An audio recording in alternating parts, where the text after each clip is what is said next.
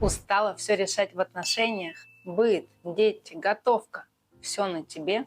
Но это может быть не забота, а привычка. Привычка брать на себя все, потому что так надежнее, быстрее, без разочарований.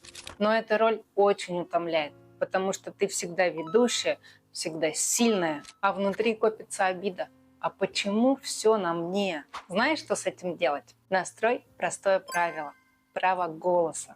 Перед тем, как принять решение, спроси: а что думаешь ты? Просто начни с этой фразы. Она возвращает другому взрослую позицию, а тебе дает опору, а не одиночество в паре.